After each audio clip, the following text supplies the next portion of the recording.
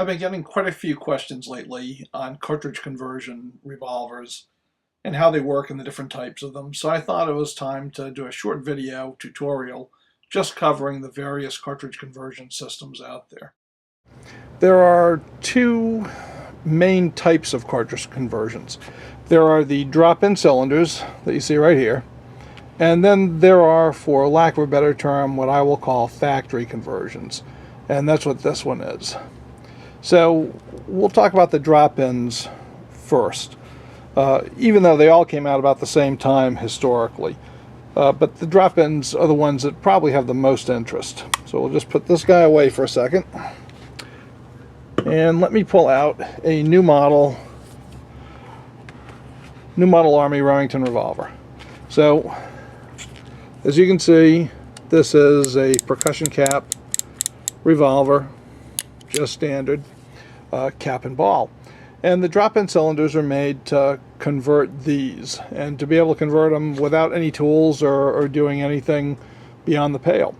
And there are two brands of these that have two different philosophies. There's the R&D or Howell's conversion made by Kenny Howells, and the Remington version of that. The rights are now I believe fully owned by Taylor's and Company, and you can get them from Taylor's and Company. And then there's the Kirst conversions, and those are made by Walt Kirst, and you can get them from a number of sources. River Junction Trading Company is one that comes to mind, but if you did a search on them, I'm sure you would find plenty of them. These two both operate on the principle of a separate back plate and cylinder. Now, the way they work is pretty simple. They both fully replace this, and you don't have to do any gunsmithing to make it work.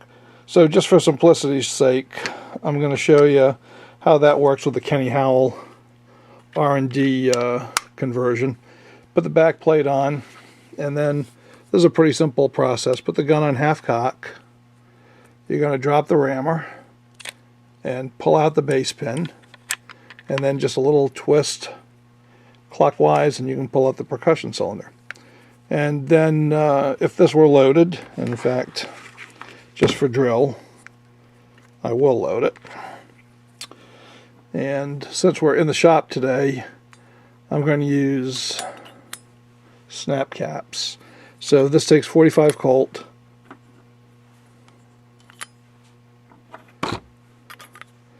And I'm not concerned about keeping one safe, but I only have 5 of the snap caps, so I'm going to keep that chamber empty just the way I would load it in real life. And we'll put the back plate on, and then we'll pop her in the gun. So we just put it in, give it a slight clockwise turn to move the hand, and then we're in, right? And then we're going to find that pinhole.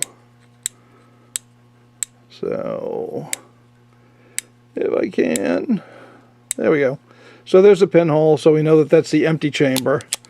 And if I was in the field, I would just drop the hammer on that empty chamber. And the pinhole is right there. You can see it. And that's how they go in. So there's no modification of the gun at all. And you just cock it and fire, and you're firing cartridges. Very, very easy. And of course, to reload, you would have to pull it out and do the same thing. Alright, so that's how a drop-in works.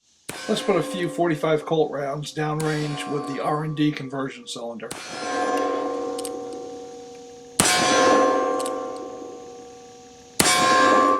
We just discussed the Howell conversion right here, which I really like.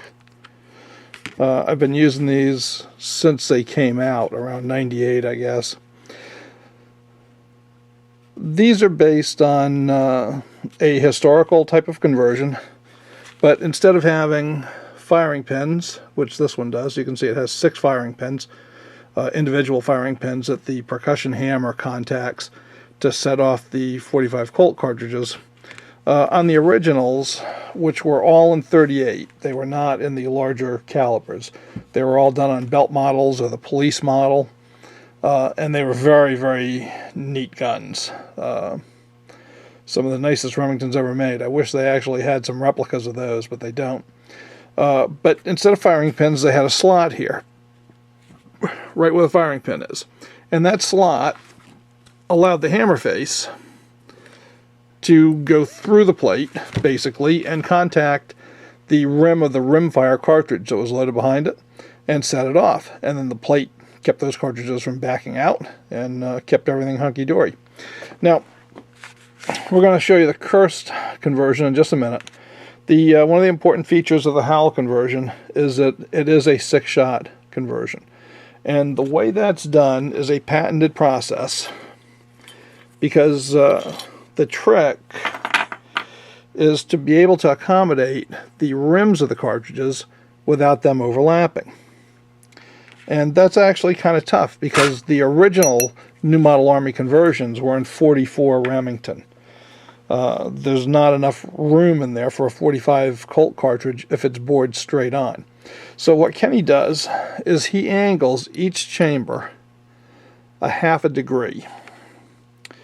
And that allows those cartridges not to overlap, and it does nothing for accuracy. It comes out, goes into the forcing cone, and is going straight down the barrel, and I can vouch for that because I've shot golf balls with some of my my R&D conversions, so just fine. So the one drawback of these is that the cylinder has to be loaded off of the gun, right? Because you're going to be putting the back plate on it.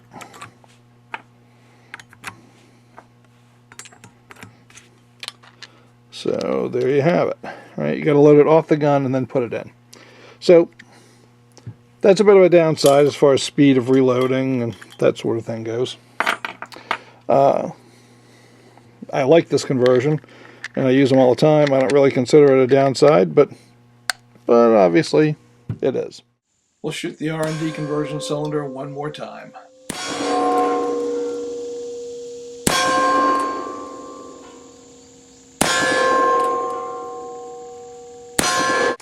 Now, the other conversion family, the Kirst, has a 5-shot cylinder because they're bored straight. So there's no room to get a 6th one in without having all the rims overlap. So what Kirst does to make this viable is they have a dead spot.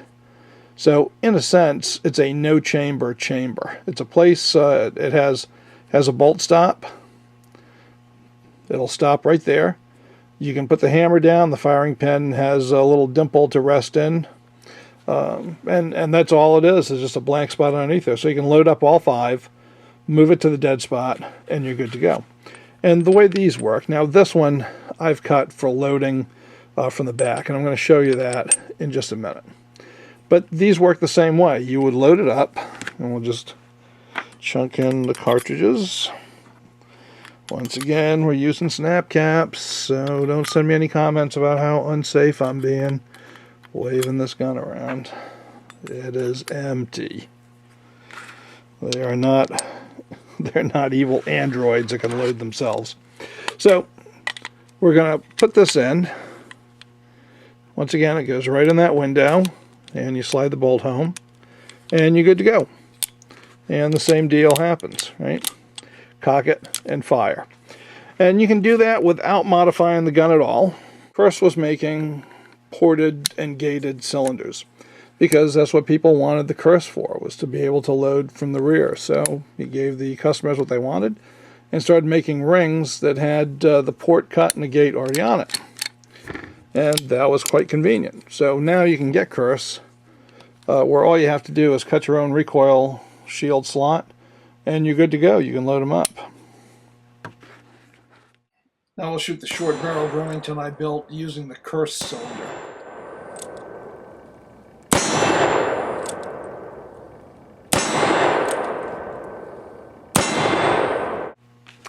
So those constitute the drop-in version of the cylinders. Next we're going to talk about the factory conversions. Well, this is the full factory conversion of the Remington New Model Army, and it comes with a gated cylinder, and it loads from the back. Now I'll just show you. This one's in 4440. And it loads exactly the way you would want it to, and it's a 6-shot, so everything is hunky-dory. One of the things it also comes with, just like the originals, is it comes with an ejector rod. So you can knock those empties back out, which is just great. Now, you might say this is exactly the same thing as getting a Kirst, and you'd be close. The originals had a much thinner plate than this, and I'll show you an original right now. This is a replica of an actual historical Remington cartridge conversion. And there are two things I'd like you to notice on it. The first is that the conversion plate itself is dovetailed into the frame of the revolver. It is not screwed at all. The second thing to notice is that it's very thin. It's only about 1/8 of an inch thick. And its whole purpose is to keep the cartridges from backing out and to keep the primers from backing out. The second thing to notice is that the firing pin is actually formed out of the hammer nose itself. There's no spring-loaded firing pin like you see in any of the replicas. So this is what the originals look like. And now we'll go back to the Uberti made replica. So as you saw, the originals had a very, very thin plate, maybe 1/8 of an inch maximum. And they had the hammer reshaped to form a firing pin. Now, this plate has a spring-loaded firing pin in it, and it's about 1/2 inch thick, so it's quite different. But it's also much less expensive to manufacture. So I'm going to drop that cylinder right out, because I want you to see a couple of things. And the most important thing to see is this screw right here. This is not a floating back plate like we have on the Kirst. This is fully affixed to the frame of the revolver, so it's a permanent one. Now it does have a floating firing pin in here, and we'll see. Bang! See how it comes out? Unlike the hammer nose pin of the originals, and it's a thick plate. So in a way, it mimics the originals without really being completely true to the original form. But this gun cannot be made to shoot the percussion cylinder. You can't take this cylinder and ring out and fit a percussion New Model Army with it. It's oversized for them. It won't go in. It's made purposely like that so it can be sold as a cartridge firearm and not break any laws. And you can't go back and put the percussion cylinder in here and turn it into a percussion gun by taking that ring off. That's just not going to work. So what this is a purely cartridge gun, and that's the way you should think of it. And for my money, if you really want a ported cylinder, you're probably not going to go back to percussion. If you're not going to go back to percussion, you might as well not get a percussion gun and convert it. You might as well just buy one of these fresh off the factory floor. Taylor sells them, and really, it's an outstanding way to go if you want a cartridge conversion. This one's in 4440. They come in 45 Colt, and they're very easy to get, and you don't have to get your grinding wheel out and do any work. So those are the kinds of cartridge conversions that are on the market today and how they work, and I hope that was helpful for you. We'll finish off the video by sending some rounds downrange from the Uberti Remington conversion revolver from Taylor's & Company.